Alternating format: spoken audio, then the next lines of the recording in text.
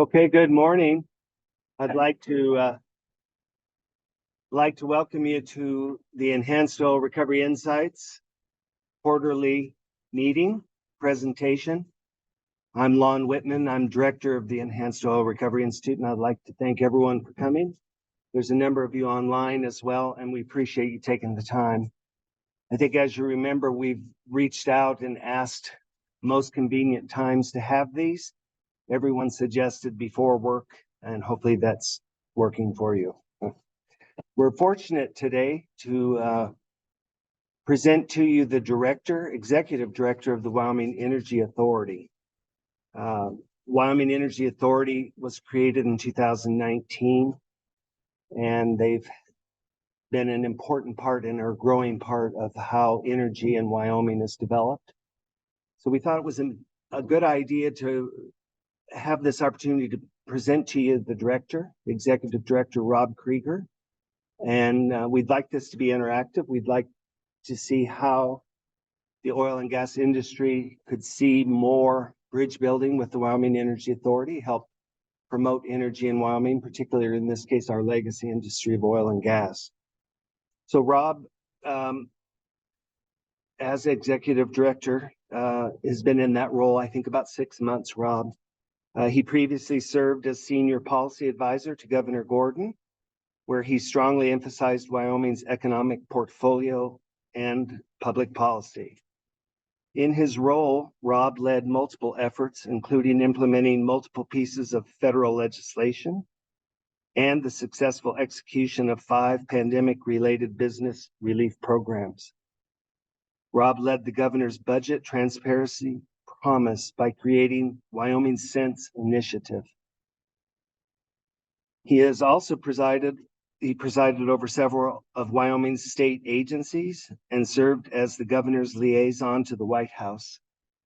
He's a native of Casper, and we're glad to have you home. Please welcome Rob Creager.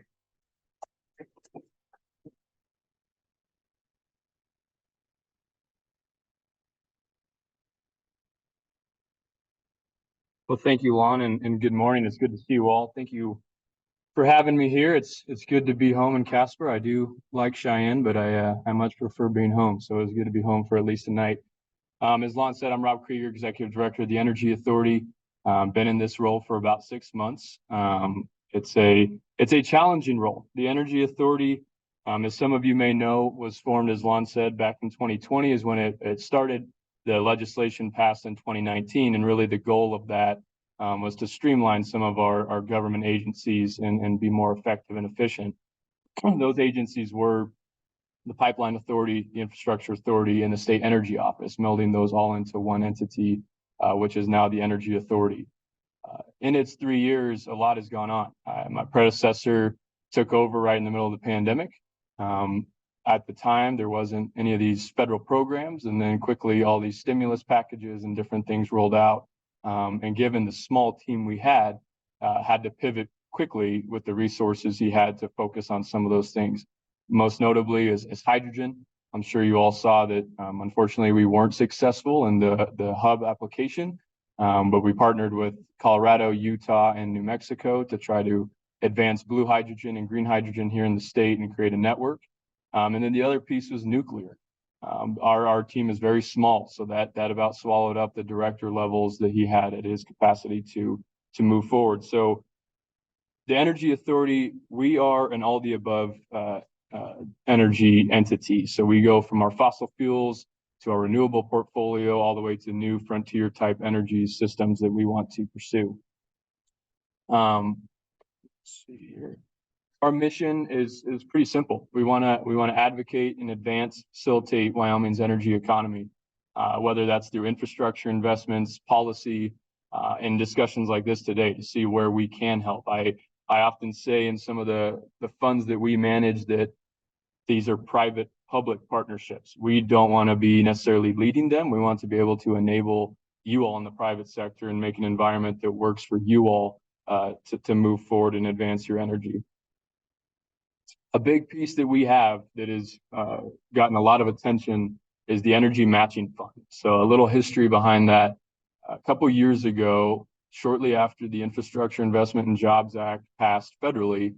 It was in November. We had our legislative session shortly after that, and we didn't know a whole lot about what was in that piece of legislation federally. The rules weren't out yet. It was very new, but to our legislature's credit, we worked with them, and they set aside not just a little bit of money, but a substantial amount of money for the state to be able to match these programs. So a lot of these programs in this federal legislation require some minimum of 10% match up to 50% match, either from private or state. So our legislature and the governor wanted to make sure we were prepared.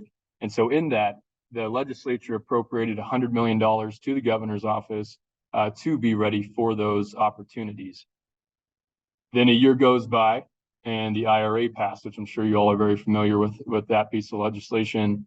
And there were some other opportunities that were in that bill. So the legislature appropriated an additional $50 million to that energy matching fund. I won't get too much into the weeds because the legislation is a little tricky, but there's also a backstop of another $80 million in that fund for us to use should we run out of the 150. And how that kind of works, the governor has the money. He sent it to the Energy Authority for us to administer. So what we are doing with that is we have a quarterly cadence now. When I started, it was just towards the end of the very first round, and we were trying to figure out in the transition not to slow up any projects that were there, make sure we got those done. But it was very clear that it was we didn't have a clear cadence as to when companies should expect to apply, when we'll go through this process. So we are having a quarterly process for this fund. We are currently in the middle of reviewing projects for the second round, and how that will work is we get a concept paper. For those of you that have applied to DOE, this will seem very similar.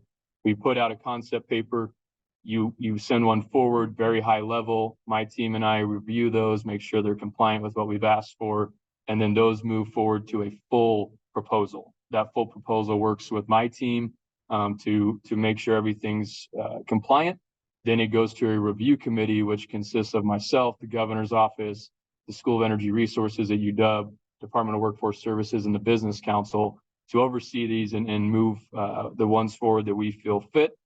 If that gets 3 of 3 affirmative votes, we then move it to the Attorney General for her legal review, and finally to the governor for final approval. So we don't actually approve them as the Energy Authority, but we do recommend these to the governor. And there is a lot of interest in this fund, which is great. That's what we want. The only downside of that is I paint a bigger target on my back the more we say no to folks. So that's something we have to do and be very targeted in our approach. You'll see these other appropriated funds. Those are funds that were allocated to the Energy Authority. Some of the funds go through different approval processes. Some are the governor again. Some are the ERC over at the University of Wyoming. And those have been drawn down quite substantially. There's various projects going through on those right now, but really the headliner is certainly the Energy Matching Fund, given the amount of money that's there. This is the language in the budget, just to show you guys that it's the money I spoke on, but really the second paragraph I think is important to look at, because oftentimes we can have the intent of doing a good proposal or a good project through legislation, sometimes accidentally hamstring ourselves. That's not the case with this. There is a lot of flexibility with this footnote. So I point out in specific that it says federal or private or federal funds, not and or any of those things. And then it says included but not limited to, and all these lists of energy sources. So we, as the Energy Authority, can really advance our mission and the governor's goal, as well as all the above energy, and look at all the options we have in front of us. These ones on the bottom are just some earmarks that were laid out. So just to be transparent, that 150 million, you need to knock off 28 million right off the top, because some of those went to the University School of Energy Resources, and some of them are specific for lithium processing and those sort of things. So the first projects, we put about 10 million each out into, first was a project with BWXT Advanced Technologies. For those of you that aren't familiar with them, they're in Lynchburg, Virginia. They do a lot of work on microreactors for submarines for the military. When I started, there was obviously you all are probably familiar with the Kemmer project, the nuclear project going on there. That's a small reactor. It's going to produce roughly 300 megawatts. Think even smaller. So one that you could easily fit in this room, that you could put on a truck bed and move where you need to, and they produce from 10 to 50 megawatts of power. We're working with BWXT in a two-phase approach. First phase is just over $1 million. And that will be to really work with end users here in the state that are interested in using this technology and these reactors to make sure it works. I'm sure you all saw the news on NuScale, the company out of Utah, nuclear company. They made a big bet on some of these small reactors. And I think they would probably admit one of the missteps was they didn't figure out who was going to actually use it at the end before they did all this. We are doing that right up front, figuring out which industries want this power, want to use this power. Top of mind is the Trona Patch. That's someone who's reached out to us. Couple concerns they have as a company their own emission goals. So this would solidify that. And then they also have cost concerns on how much they're paying for their power currently. And as you all know, they're in very much competition with China right now in the synthetic Trona that they produce, and we certainly don't want to lose that competitive edge. So that's one of the industrial users that we're talking to so far. If that works out, if we say, yes, this makes sense for certain industries in Wyoming to use, we've also partnered with L&H Industrial up in Gillette to make sure we have the full value chain of these reactors here in Wyoming. So they will manufacture components for those reactors. And for those of you that aren't familiar with L&H, pretty outstanding outfit they have up there. They started in the oil patch, shifted into coal, and now they've shifted into nuclear, and they make actually parts for NASA down in Florida, which is kind of crazy. You think of it's a small company in Gillette, but they're doing quite a bit. So the second phase would be actually deploying these, doing all the permitting, getting through that. And if all works well, that will be up and running by 2027 on some of these sites. I know that sounds quick. It is quick. So I just preface that that's the goal. Obviously, you all know how quickly sometimes government permitting goes. So we'll see if we hit that goal. The next is with Frontier Carbon Solutions. Again, just under $10 million. And this is a super exciting project that I know you all are interested in as well. It's for 3 Class 6 wells in Sweetwater County and 1 monitoring well. This is, again, as you guys have seen in the news, the governor is very much in support of carbon capture, as are we. This was really putting our money where our mouth is on this project and showing that we want to have this hub here in Wyoming and really advance it. The exciting thing about that project was in the energy matching funds, we do require at least a 1-to-1 match. So that if you apply, you can either put up 1-to-1 from your entity or from federal funds or a mixture of the both. The Frontier Carbon Solutions project, we actually put up 10 and they had an additional 40. So it was a really good leverage of our funds to make sure everyone had some skin in the game. A couple other things we do, state energy program. That's a federal program that's been around for a long time. So as I mentioned earlier, the state energy office moved into the Energy Authority. That is really what the state energy office was in charge of and what we still do. The first 2, energy efficiency and audit grants, those are essentially going to schools, going to public buildings, communities to see if they need to upgrade their HVAC or those sort of things to be more energy efficient. That's part of that program. These are formula funds that come to Wyoming every year, and we're tasked with administering those.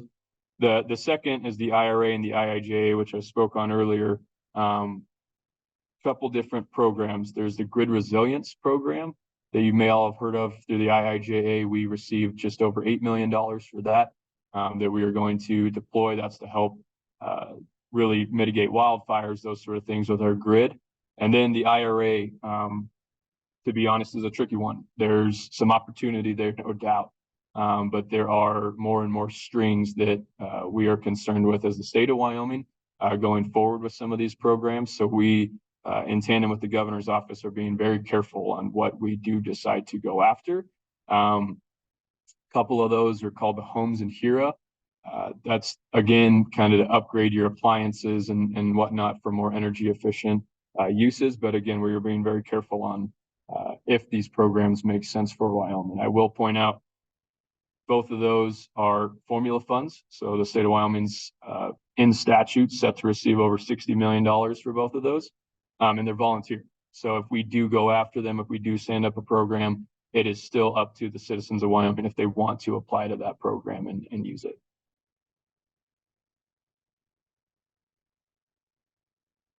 So to kind of the direction I'm wanting to move with the Energy Authority. As I mentioned, we have an all the above strategic objective. And I think when you look at our statute, it's very broad and it's been added to over the years. And we are okay with that. We want to help as much as we can on as many fronts. But I often take the task of all the above is great, but we need to be all the above with priorities. Obviously, our fossil fuel sector pays my salary.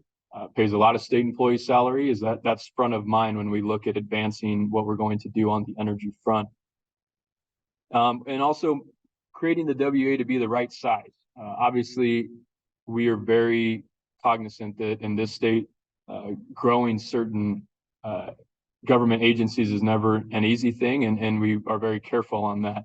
Given how new the Energy Authority is, there is a lot of optimism within the legislature and the governor's office to do very strategic growth in the authority itself. We currently have 7 folks on staff. We're going to be asking for a few more to the governor and the legislature. And first and foremost, I told this story last night at dinner, but my very first day on the job, I looked around at the team. I said, who's focused on oil and gas?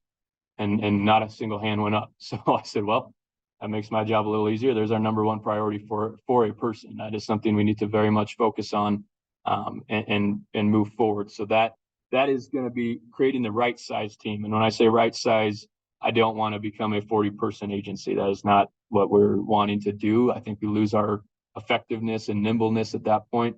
But we do need enough folks to be on point for different areas. I'm sure you saw the news on the rare earth potential up in Sheridan, Wyoming. It doesn't really have a home right now in state government. Who's there to help develop that industry and those sort of things? And that's something the Wyoming Energy Authority can do. And then attract as much business as possible and help those that are currently here. Again, talking about an all the above approach, it's very interesting in this role because nuclear, it's not easy, but it was almost easier because it's not established in the state. So it's a lot of, all right, what questions do we need to answer? Let's see if it makes sense, where you all are very established. And that's where I'm excited to be here today to really turn this into a conversation about where can we help, where can we fit, where do we need to not be to help this industry. So very high level, this is my kind of short-term plan for the Energy Authority, refining our energy strategy. It's front and center in our statute. That's what we're supposed to do. We're supposed to develop and update in consultation with the governor and the Joint Minerals Committee. We are going to be working on that. As you all know, we're kind of on the heels of a legislative session. So after that, we'll be certainly looking into updating that strategy and really drilling into the priority sectors within that. And then, as I mentioned, right size the WEA so we can effectively execute that mission. Something I want to point out when we look at state energy offices, and I had to keep from falling out of my chair a few weeks ago. I was in Portland, Oregon at a energy conference, and my counterpart there announced that their legislature had added 25 positions to their energy office. And I laughed because they don't produce a whole lot of energy.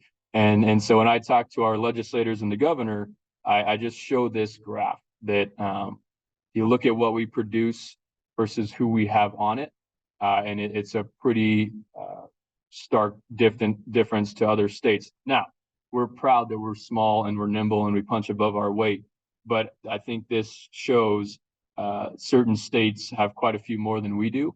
And we need to, again, be manned up the proper size to make sure we're defending, in some instances, our energy sources and making sure we capture ones that other states are trying to get as well. So really, why I'm here today, And as I mentioned earlier, that's to talk with you all on where we can help. I know carbon capture has been in the news quite a bit lately, not necessarily in a fair light, in my opinion. And I say this every time I go speak anywhere, our number one mission with carbon capture as the Energy Authority is to advance and use more and produce more fossil fuels, not less, not the opposite. So the things we're doing, I think, are going to advance that. I often talk also about markets. I know some folks, we feel strongly here in Wyoming that we know how to do it best, and we do. But we also need to realize that certain markets are asking for certain things, and we need to be prepared to move forward on that and produce as much and whatever type of energy they're wanting to do. I often say in the climate debate, whatever side folks are on, we kind of pull ourselves out of that because every report says that we're going to need more energy, not less. And so we're here to produce more of everything. More is more in our opinion, and that's what we want to do. And specifically, when we look at our updated strategy, I really try to pivot it towards what is the state's right to win and want to win in certain sectors. I think carbon capture fits a very good niche there, that there is a right for us to win this with the pore space we have, with some of the things that Lon and his crew have done, that we have the right to win that industry. But we also should have the want, because again, it'll advance our fossil fuel industry and move us forward. Lastly, I'll just say, and I know I don't need to tell you all this, but I was at Taxpayers Association a few weeks ago and was asked to paint the picture of the importance of oil and gas in particular to our revenue streams. If you all saw the Craig report, we have about $170+ million we weren't expecting. It's pretty much straight tied to the gas prices that went up over the past year. So I told a story that stuck with me from my old job. It was in April of 2020, and we were in the midst of COVID. We had certain restrictions in place that some folks weren't very happy about, and there was a protest out in front of the Capitol. Throughout that day, I think oil opened at $20, and that had been down from the day before. And just so you all know, our state budget is based on $65 oil, so it was not looking great. I told the governor, just as a heads up, that hey, this is what we're seeing right now, and keep you posted as the day goes. Well, with that protest going on, if you all know Mark Gordon, he is a very personable guy, and he said, well, I'm going to go talk to the protesters and see what's the matter. So he leaves, goes out front, talks to this group for about 20-30 minutes, comes back inside and asks, where are we with prices? And I said, we're at -30. And he kind of just looked at me, and I said, I don't really know what that means either, other than the fact that I don't know if we're going to be able to turn our lights on tomorrow at the Capitol because we won't be able to pay our bills.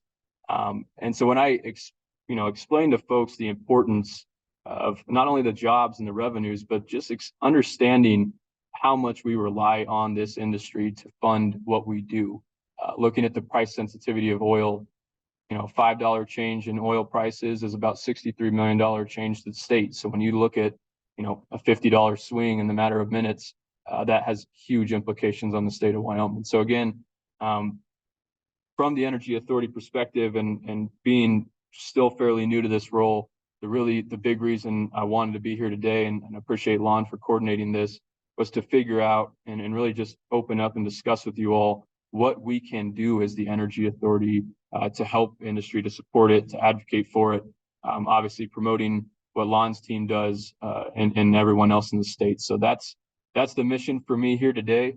Happy to take any questions from what we do at the Energy Authority, but really would like to have a conversation with you all on how we can be more helpful and move forward. Any questions?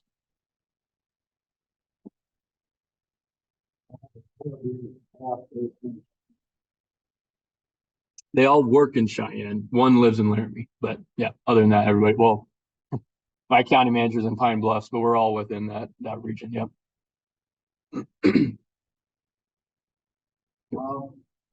You're familiar with what is being done at the enhanced oil recovery institute. How would you see WEA coordinating or working with Enhanced Oil Recovery Institute, but not duplicating some of their work. Yep. And that's a great question because that's, I think, very important to make sure we're not duplicating. In my opinion, we get this person hopefully and our staff to be focused on oil and gas. And what that really means is one, promoting even more so what Enhanced Oil Recovery Institute is doing, but also talking with them as we see all these projects come through, as we see different policies. I'm sure you all have seen the multitude of federal rules that keep dropping. It seems like daily. I have yet to see one that we're actually excited about. That means we have to, provide a written response and response to the feds and coordinate that. And I see that person is really working with the expertise at the Enhanced Oil Recovery Institute on those comments, on these projects to help vet them and make sure we're utilizing all our state assets. Because again, we're funded by the taxpayers, as is EORI. There's no reason we shouldn't be coordinating. We should make sure we're doing that, not reinventing the wheel. You mentioned that the funds are being matched by private funding or federal funding. Do you see the federal government programs to direct measure? Not a request from them, but we are, in the rating scale of projects. If a firm has gone after a federal grant and has been successful, Frontier Carbon is a good example. That ranks higher to us because again, then they have their money, we have the Fed's money, and our share is smaller to keep that fund solvent. But they have not reached out to us in particular. We're working with them on a specific project up in Gillette, the Dry Fork Power Station, to make sure they, in the law, they have to be open to gas and coal-fired units. We're on them pretty hard to make sure they don't change their tune on that, because we see that as, again, a huge opportunity for point source carbon capture in particular, to advance what we're trying to do there. So we're partnering with DOE, but they haven't reached out to us on specific projects. Always have a private portion of the program being funded. It can. It's not mandated, but it's the only thing that's mandated. So when the governor sent the funds to us, he sent it via a letter. In that designation letter, he did say that in the program, it needs to have a 1-to-1 match. He did not say whether or not the private sector has to put money in. And again, the legislative intent of this fund was certainly to make sure we're positioned to help companies go after some of these federal grants, if that makes sense for them. How would you best describe your relationship with School of Energy? I think it's great. Both Lon and Holly sit on my board as ex officios. And kind of, Peter, your question earlier, how do we make sure we're not duplicating what they do? And what I say is we don't do research. That's, SCR is very good at that. We don't need to reinvent that wheel. So what we do is take the information that they have come up with and figure out what holes there are that we can maybe plug via policy. If that's us, again, sending something to the feds or looking at a state policy that needs changed, or infrastructure investments. Again, given we have that fund, all in said, we manage just in grant money, just under $250 million. But then we also have, which hasn't been used in quite a while, substantial bonding authority, upwards of $3 billion to bond. That's something that when we get staffed up more, I'd certainly want to look into to make sure we can utilize that if it makes sense.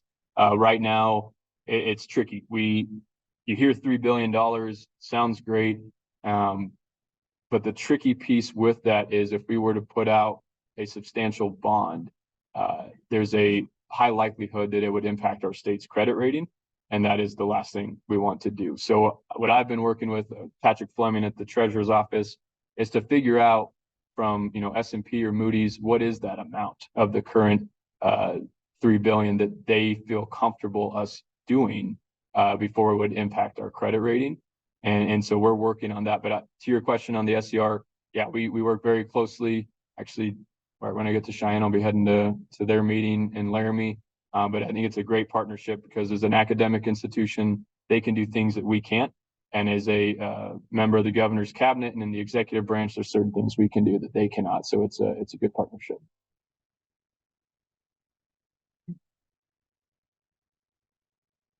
And natural gas authority.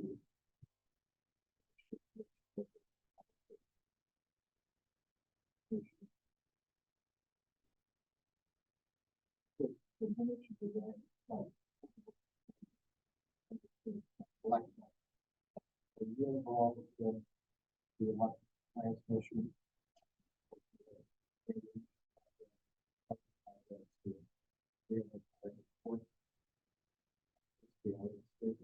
Yep. So in our statute, transmission pipelines and storage fall under our statute. And my board, just so you all are aware, I answer to a board of 7 voting members that are appointed by the governor. So we're kind of an interesting entity. I do serve in his cabinet, but I am not appointed by the governor. I'm appointed by the board of directors. So we have 7 voting members that come from various industry, from oil and gas to coal to renewables. We have a member on my board with Anschutz in the Wyoming Power Company. So yes, we oversee that, and then we have ex officios on our board, one of which is Lon Hawley in the governor's office, and then business counsel as well. So, and Tom Kropatch at OGCC. So, you know, to your question on exporting, I think that's something that I certainly want to work with you all and Lon's team too, to figure out how we can help more on that, if that's a supply chain thing, or where we can fit to help get more gas out of the state to different folks. I think you guys are very well aware of this, but when I explain to some folks just how much California is paying for some of our responsibly sourced gas, say, you know, whether we love California or not, that's a great opportunity for the state and some of our producers to make some money off of you know, energy that these guys are going to need. And so I really would like to figure out how we can help on that front, how we can do more. And if it's a supply chain thing, if it's infrastructure, if it's policy, where that would make sense. So, if the oil industry kind of had a large question or concern about, or maybe identify something that you know, a large part of the industry needs more research on or funding for, would they go to the WEA just saying, hey, we have this problem, can you help us with that? Or do you look at more project focused ways to update? Yeah, that's a great question. You know, in talking with the governor and the board, I think the original intent of the Energy Authority when it was formed was to be somewhat of a front door for energy in the state of Wyoming when you're talking to the government. So in that instance, yes, I would hope folks' first turn would be to us. And to be honest with you, depending on the project, my first turn would be get Lon on the phone with this group, or maybe Todd Parfit at DEQ, wherever it would make sense to help coordinate, facilitate those interactions. If it at the end of the day means, yes, they do need maybe some grant money from us or something like that, then great. But if it's something as simple as, you know, not simple, but as permitting or something like that with Todd's group, that's great too. But I see us as being that front door, and again, coordinating to Peter's point to make sure we're not duplicating efforts.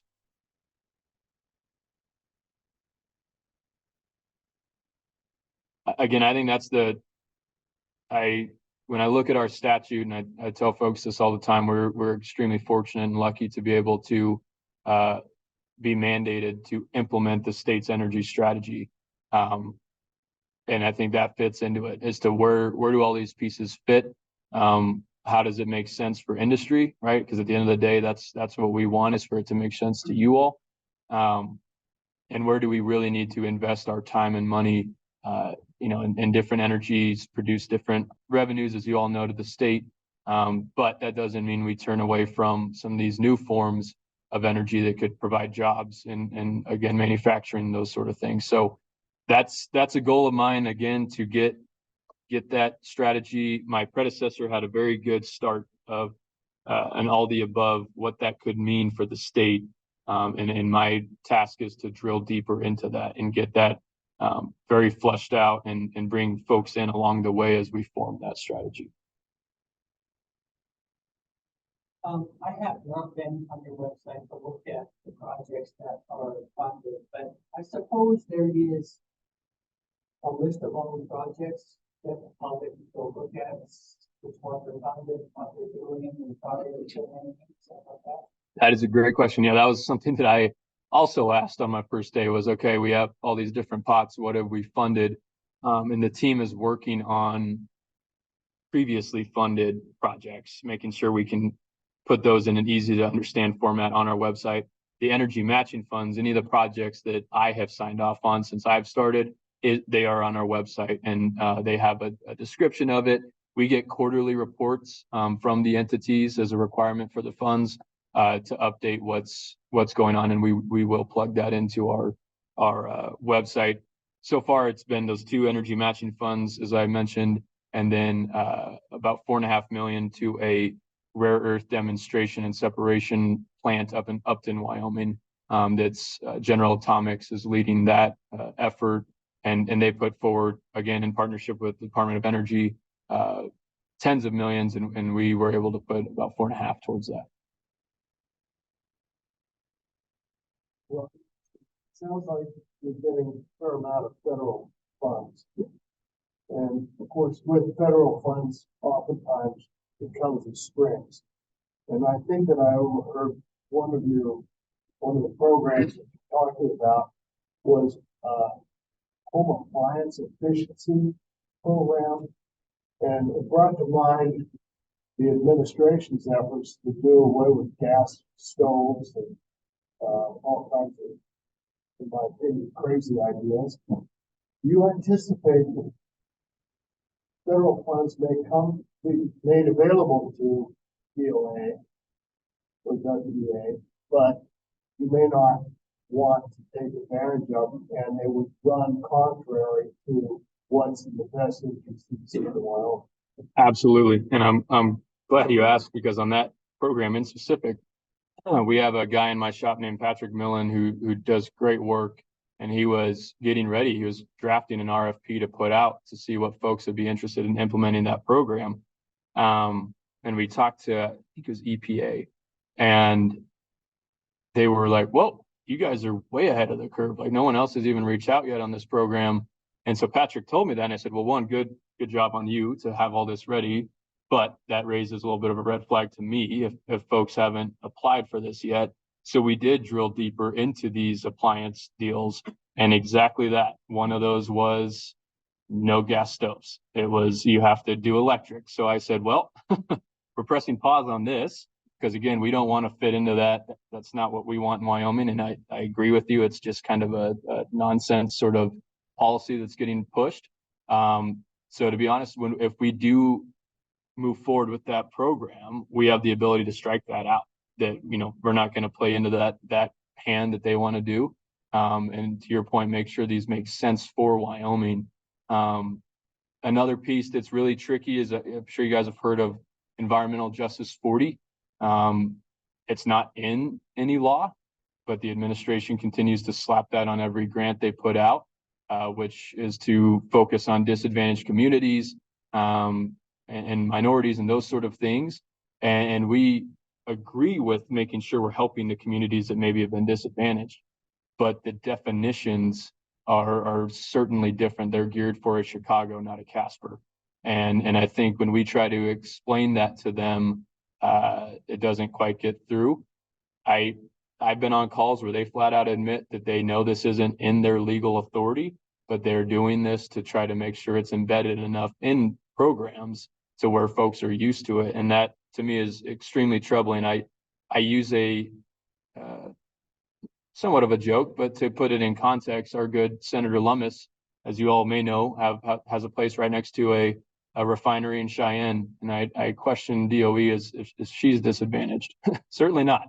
And so I think they need to understand what our communities are built on, that we've done this for generations, we know how to do this with the environment, with our wildlife, all these different things, and that really the states that are keeping their lights on, we know how to do this. So don't hamstring us with requirements that again are outside the law. But it's tricky. I'll be honest. I just have to laugh sometimes at this current administration, because to their credit, they were able to pass two pretty large pieces of legislation, which is not easy.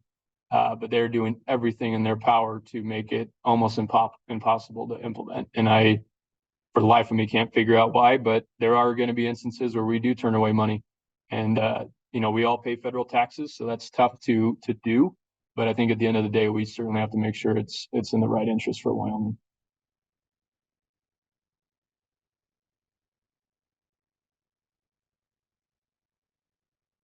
Any other questions?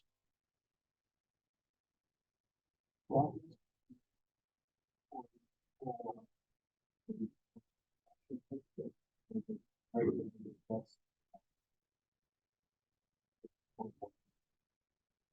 yeah.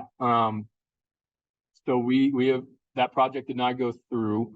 And I believe Wendy might be on the chair of my board, was front and center on that project.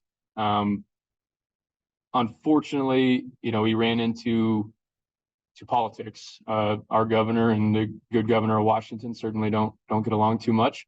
And they halted that. We sued, the state sued on the interstate commerce clause. We felt they were violating that. But it's my understanding that the company went out of business, and that kind of put the lawsuit to rest.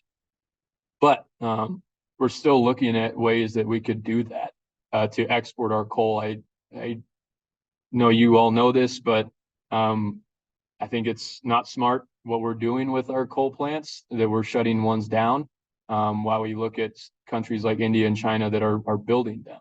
They're going to need coal. Our coal burns cleaner than what they're using.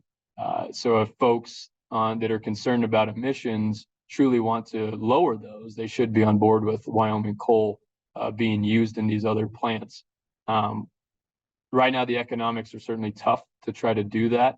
I think the advantage to the Washington port was the size of which we could be getting large amounts of coal out.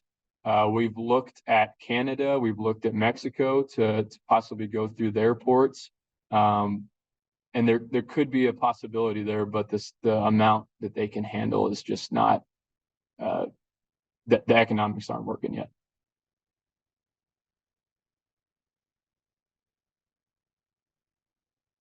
But on the coal front, that is again one of our number one reasons for really pushing point source carbon capture. That, if folks are concerned about emissions and they do want reliable and affordable energy, they should be all in on point source carbon capture and making sure we can figure out how that works and get it on as many plants as possible to keep the lights on for folks.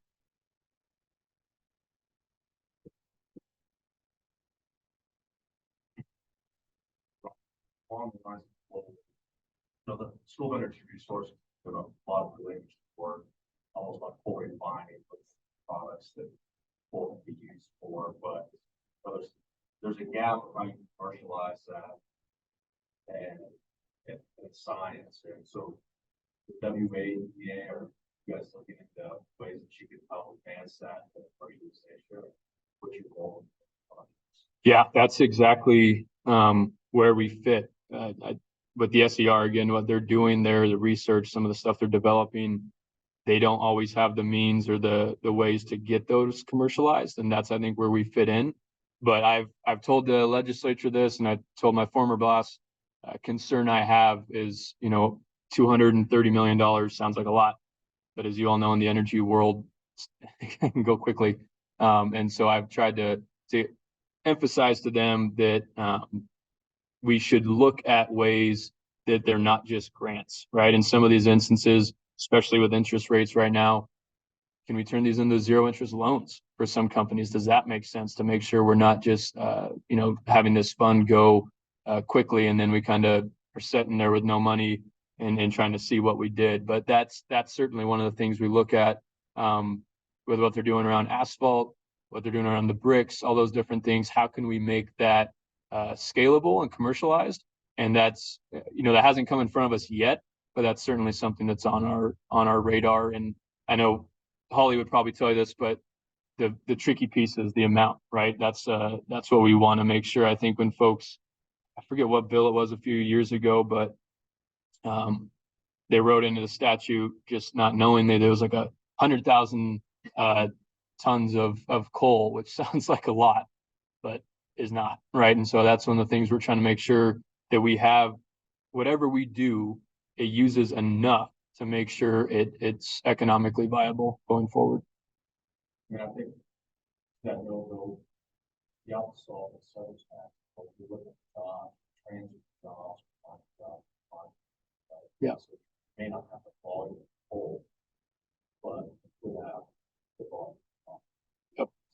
Yeah, and I think there's some good programs at the Department of Workforce Services. It's the Power Grant, and it was geared specifically towards helping some coal patch jobs move into different areas if need be.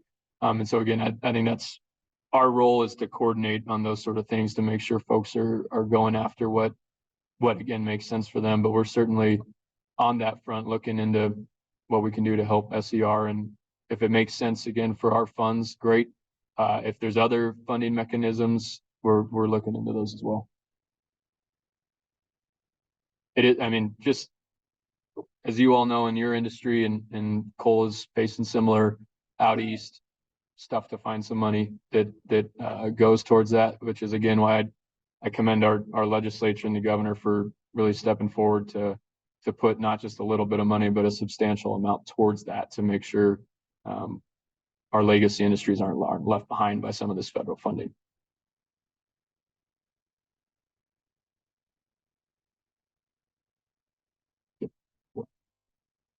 What's happening to the effort to create an equalization of value per ton of CO2 that's utilized for enhanced oil recovery versus permanent sequestration?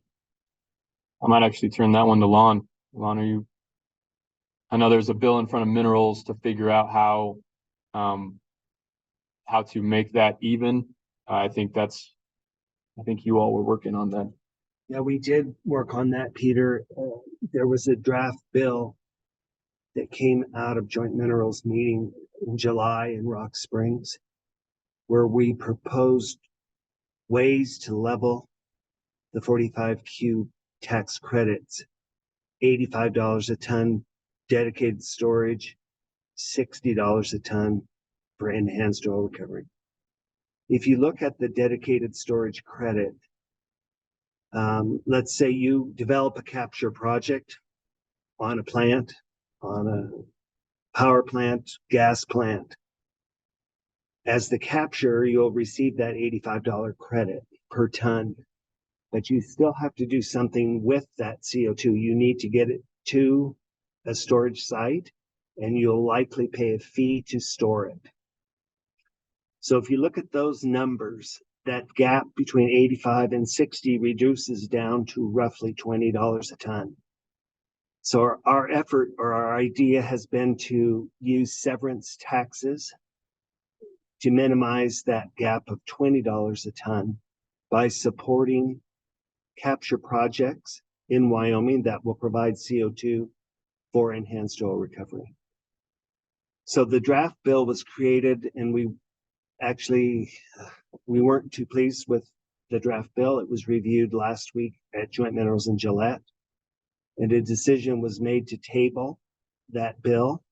It didn't really capture at all. That's not the right word. It didn't really encompass at all what we were trying to accomplish with severance tax. It was not a severance tax reduction.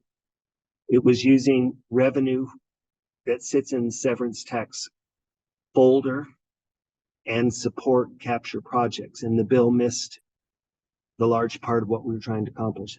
So there's a subcommittee being formed with LSO legislators, I believe Senator Rothfuss, Representative Burkhart, EORI, PAW, to redraft a new bill for the legislature in February.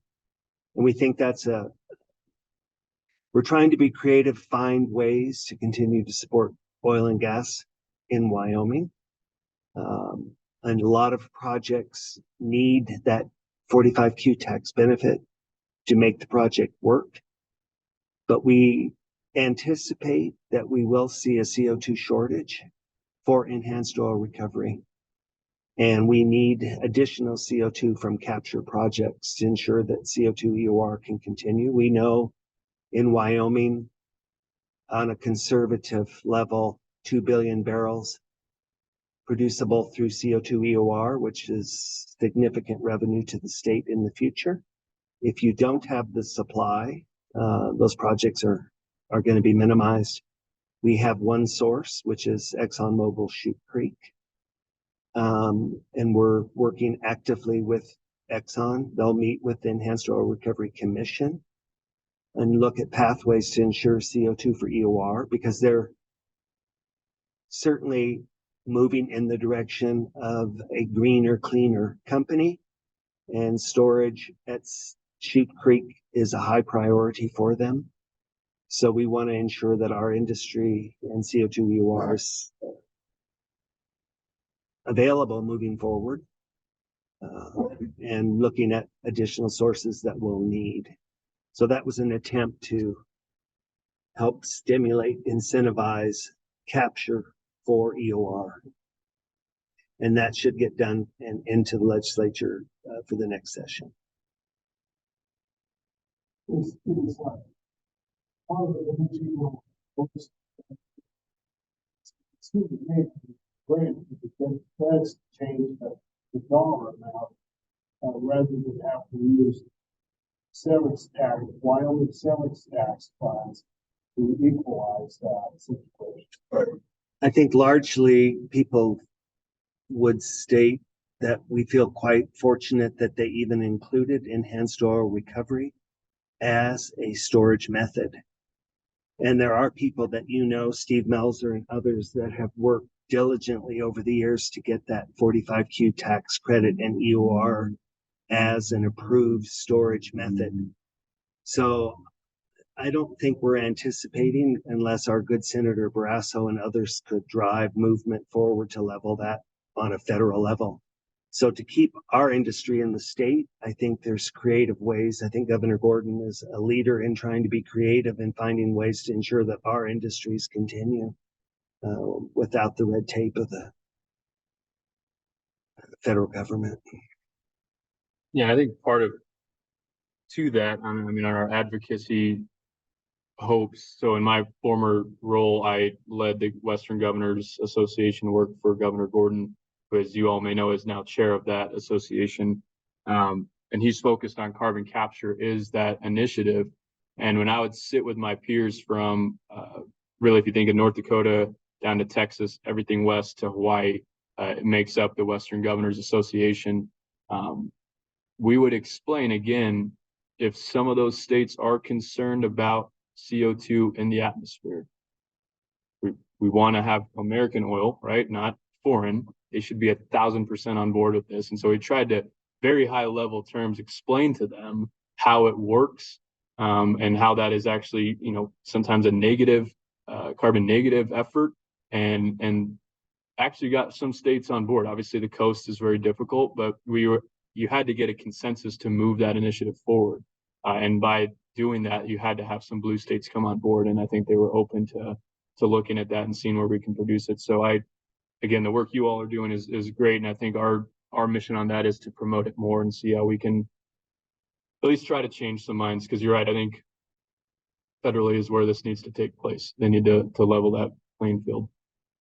One area that I could mention of cooperation with WEA moving forward also, Peter, in that same area, is the whole science around blue oil and oil produced from enhanced oil recovery being net carbon negative through the life cycle use of that barrel of oil. And I think if we're talking, and I don't think too many people would argue that we aren't going to need continued oil supply for our country, for the world, that isn't going to stop overnight. If you have an option for oil that's net carbon negative, makes a lot of sense. And we have that. Every CO2 EOR project in the country, in the world, provides oil that's net carbon negative. So I think you'll see more promotion work on that whole subject of blue oil, largely developed by Denbury and Oxy. I mean, it's a pillar of Denbury's company philosophy. They have always claimed and continue to state that their entire operation is about storage. They don't even really speak about CO2 EOR. They talk about storage projects. And as a result of the storage, you produce oil that happens to be carbon negative. So we're going to work together and develop that whole concept in a clearer fashion for our state. And I think you'll see more on that.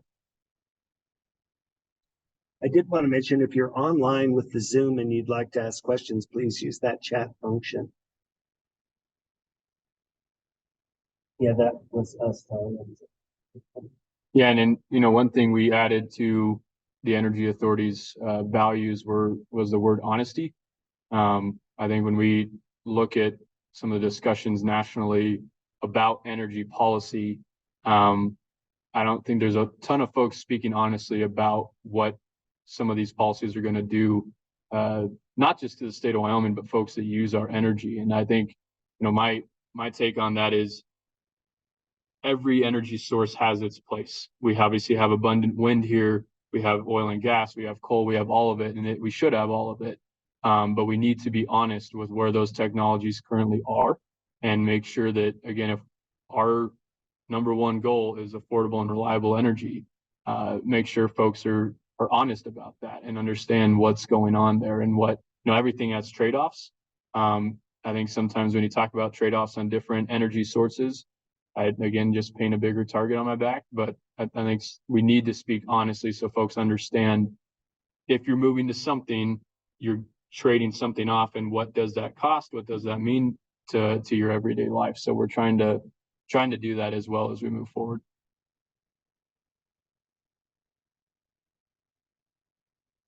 So I guess question to you all, and might already kind of know, but is what you all are seeing in oil and gas is the biggest impediment. Is that mainly coming from the federal side of things, or is there things that we can do in the state that you think could help move along what you all are trying to do?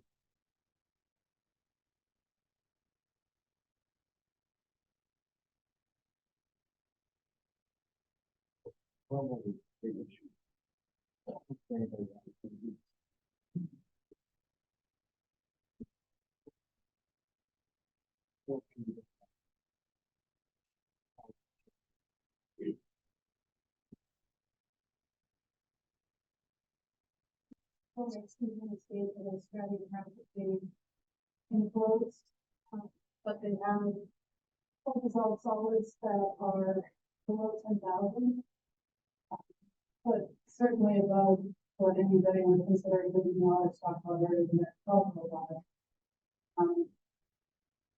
And the question is, will we ever have the capability of having exceptions to it?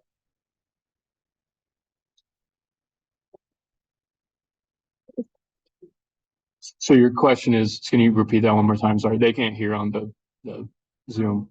I was wondering about, there are formations in the state that are stratigraphically enclosed. They're essentially non-mobile, but they have total dissolved solids that are below the 10,000 parts per million TPS threshold for the EPA, but they're well above 5,000. 6,000 TPS. So they're out of the range for drinking water, and they're at depths that are roughly 8,000 and below. So they're really not economically ever going to be viable for a water source. What's going on with potentially trying to work with for those types of situations? Yeah. So that is a little bit outside of our wheelhouse, but the question is do we how do we get exceptions for different water sources that are well below depths that EPA is regulating? Is that the question?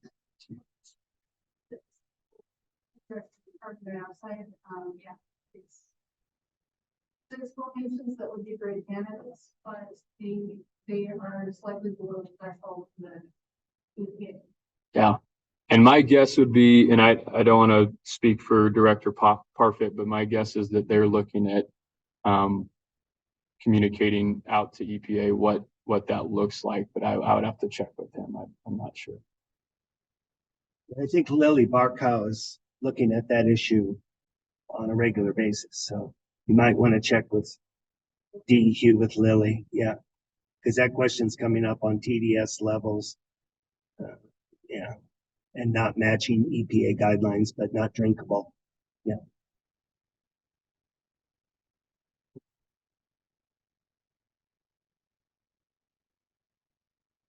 You guys have any other questions or online?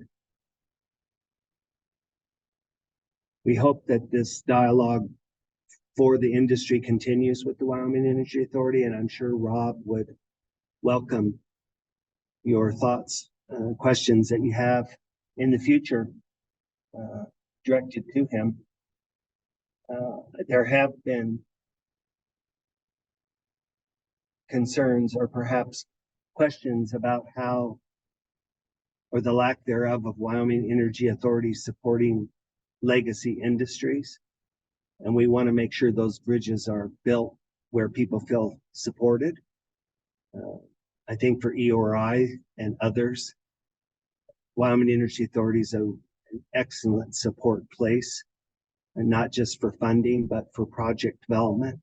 And so I think you should feel free to reach out to Rob and his team and build bridges rather than divide. I think the governor's whole idea is that these agencies work closer and closer together, collaborate, and look for solutions, innovate rather than regulate.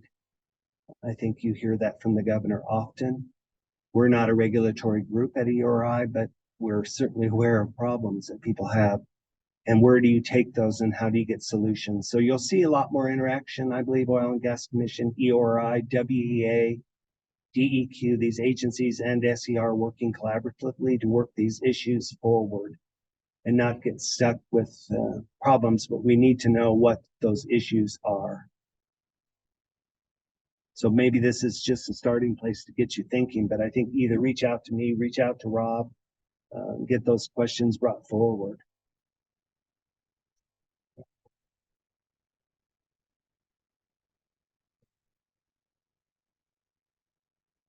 So the question is, what hurdles exist to build refining capacity for uranium mined in Wyoming? Could we build refining capacity to support Kimmerer operations? That's a great question. That is certainly something we're looking at when we talk nuclear. You know, we obviously have great uranium reserves in Wyoming. We're the only state that is producing uranium right now, but we don't have the milling, the enriching, converting capabilities yet. Honestly, it's very expensive. It's a very well-established industry, the deconversion, enrichment of this. But when you look at these small and micro reactors, they use what's called HALEU, which is, you know, highly enriched is weapons grade uranium. Low enriched is what we're using in large scale reactors right now. Think of something not quite in the middle, but something a little higher than low enriched. It's called HALEU. That's not being produced right now. We want to figure out how Wyoming can go after that. And that's part of this project with BWXT, is see if that makes economic sense. Because right now, you know, we mine it, ship it off to mill it, ship it off to enrich it, then deconvert it, and then we would be coming back to Wyoming to use it. Doesn't make a whole ton of sense. So that is certainly something we're looking at. But again, it's going to be pricey, and it's a tough market to get into. But I think the more and more nuclear picks up, and you're seeing it globally as well, there's going to be a massive need for HALEU. And I think Wyoming also could look at the highly enriched markets as well. That would be contracts with the Department of Defense by federal law. any weapons grade uranium has to be domestically sourced. So right now, nobody's producing that in the United States. They have a stockpile from back in the day, and we would love to start that up here and get it going. So that's front of mind for what we're kind of looking at. And we have a nuclear strategic framework that Marcio and my office put together. We're working with Idaho National Labs on that to again see what pieces of the nuclear supply chain make sense in Wyoming, and I think the fuel is certainly front of mind on that.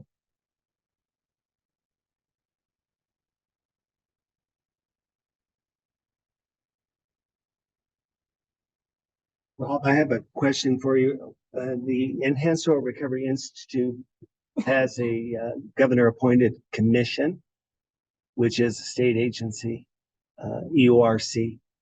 And here today, for instance, you have the first chairman of the commission, Peter Wold. You have the current chairman of the EORC, Bob King. And I think our industry always has known that reputation of supporting and continuing to support Peter over 20 years, still supportive. Bob working with us, now chairman. We also are fortunate on our commission. We have a very supportive and helpful group of industry folks. That includes our state geologist, Erin Campbell. And I'm wondering, how does her office in the State Geological Survey interface with the Wyoming Energy Authority? Is that a resource here? Yeah, that's a great question. We actually, through this energy matching fund, have had some folks come forward for different critical mineral or rare earth mine prospects. We don't do the imagery or any of the research that Erin's crew has done. So that's the first call to make is what, is this material there? Do they feel confident that it's there? And I think that's something we're looking at, partnering with them to the extent we can to get more and more. If we look at some of the amazing flyover work they're doing, I think it just helps Wyoming the more and more we do that to know what exactly is beneath our feet here and how we can utilize that. So yeah, Erin, talk to her frequently and trying to figure out again, what can the Energy Authority do to not recreate the wheel, but make sure we're helping it and utilizing the expertise that are there.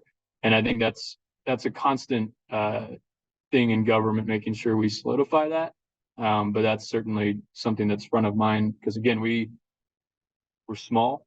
We don't want to get huge because we don't need to get huge. We have folks like you, folks like Erin that are doing these things. But there's specific niches that we can fill to help support that. So, and to your comment earlier on oil and gas, I appreciate that. My mom actually worked next door for 20 years. So while we're all the above, oil and gas certainly has a special place for me. And I want to make sure that it is very clear to everybody that the WEA is all the above, and we are 100% behind all forms of energy, including oil and gas and coal. So.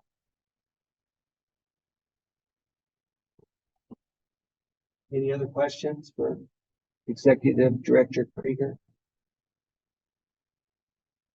I'd like to thank you all for coming, and I'd like to especially thank True Companies for letting us use this facility. We're really grateful to have a place like this where we can meet.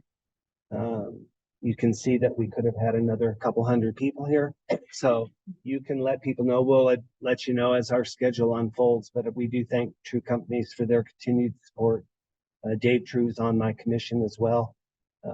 So we're very fortunate in our industry to have the support we have. And I do encourage you to reach out to Rob. His contact stuff's there. You can always go through me. And we'll look forward to another EOR Insights first quarter 2024. Thank you.